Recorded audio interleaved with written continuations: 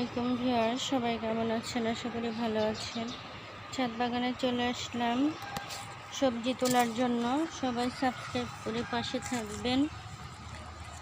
এই যে আজকে টমেটো পেরে নিব। টমেটো দুটো বড় হয়েছে আর এদিকে ছোট ছোট ধরতেছে। আর নিব এই যে সিম পেরে নিব, সুন্দর সিম হয়েছে। তো এই সিমগুলো দিয়ে শুটকি বা মাছ দিয়ে রান্না করলে আলু দিয়ে খুবই মজা হয়। এই যে মেয়ে মানুষের এই রান্না বান্না করতেই হয়, যতই অসুস্থ থাকুক, যত যাই কিছু হোক, রান্না ছাড়া মেয়েদের উপায় নেই। তো এই যে এখান থেকে কিছু ধনে পাতা তুলে নিব। তারপরে কি কি নেওয়া যায় দেখছি। এদিকে সিম হয়েছে, লাউ শাক আছে, এদিকে আলু শাক আছে। ছাদ বাগান থেকে কিন্তু একটু একটু করে তুলে নিলেই অনেকটুকু হয়ে যায়। শাকসবজি কি সুন্দর টাটকা ফ্রেশ। আর এই সেটে তো ফুলগুলো সুন্দর ফুটেছে। এখানে চারা করেছিলাম, এই চারাগুলোতেও কিন্তু কলি চলে এসেছে, সুন্দর ফুটে আছে। তো কিছুদিন পরে বৃষ্টি হলে সব গাছেই ফলমূল হবে।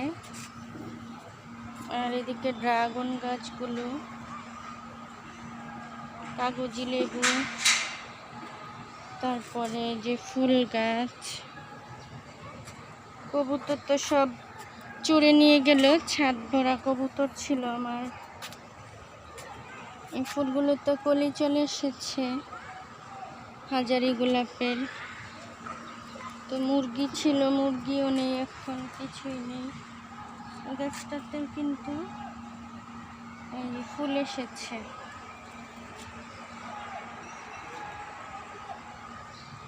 কিছুদিন পরে একটু বৃষ্টি পেলেই ছাদ বাগানে আবার শাকসবজিতে ভরে যাবে।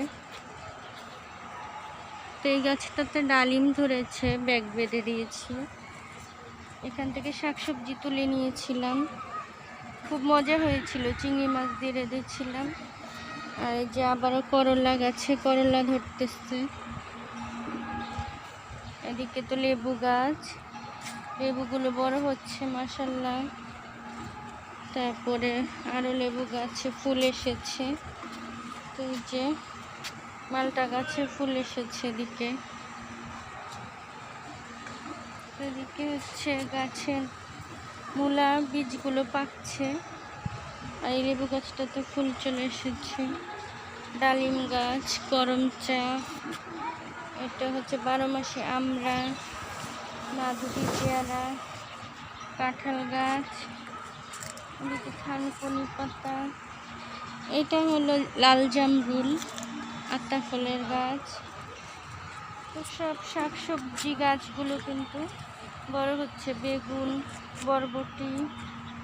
আর এদিকে মাটি রেডি করে রেখেছি সবজি বীজ বসানোর জন্য।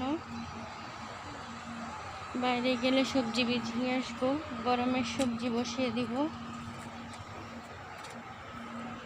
গরমের সবজি হলো ঝিঙা, ধুন্দুল, তারপরে এই জাতীয় নানা রকম সবজিগুলো খুব সুন্দর হয়। তো ভালো থাকবেন সবাই। আল্লাহ হাফেজ, আসসালামু আলাইকুম।